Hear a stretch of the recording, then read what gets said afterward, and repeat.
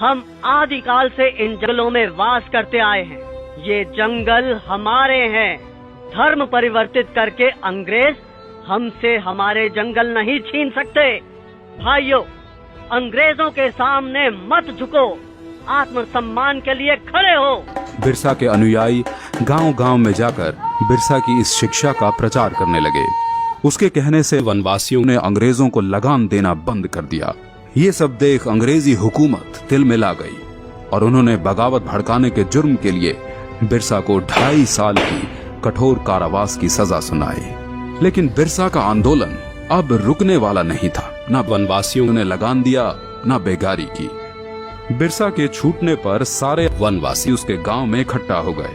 बिरसा की क्रांति की पुकार से सिंह भूमि, चाईबासा और रांची के जंगल गूंज उठे।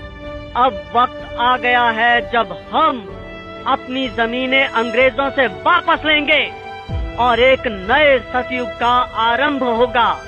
हम इस धरती के पुत्र हैं और यहाँ हमारा राज होगा। बिरसा गांव-गांव घूमकर अंग्रेजों के खिलाफ मोर्चा बढ़ाने लगा।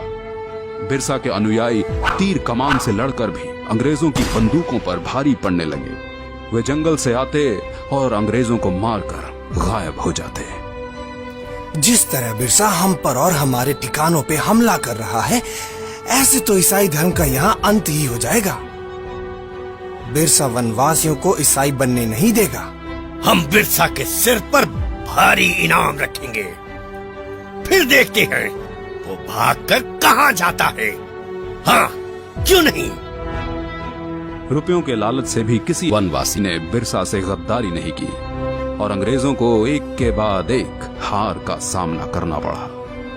एक बार जंगल में खाना बनाने के धुएं से अंग्रेजों को बिरसा के ठिकाने का पता चल गया। सभी वनवासी सरदार बिरसा समेत पकड़े गए और उन्हें सख्त कारागार में डाल दिया गया।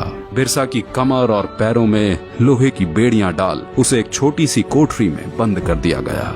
अंग्रेजों ने उसके खाने में आर्सेनिक नाम का जहर डालकर उसे मरवा डाला और दुनिया को ये बताया कि वो हैजे से मर गया। मात्र 25 वर्ष की आयु में बिरसा अपने धर्म और देश की रक्षा के लिए शहीद हो गया। 25 साल में इतना कुछ करने वाला कोई आम इंसान नहीं हो सकता और यही कारण है कि बिरसा मुंडा को भगवान का अवतार माना जाता है।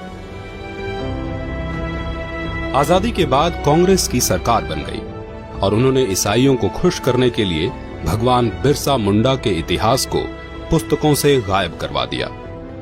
लेकिन भगवान बिरसा मुंडा आज भी सभी हिंदुस्तानियों के दिलों में जीवित हैं।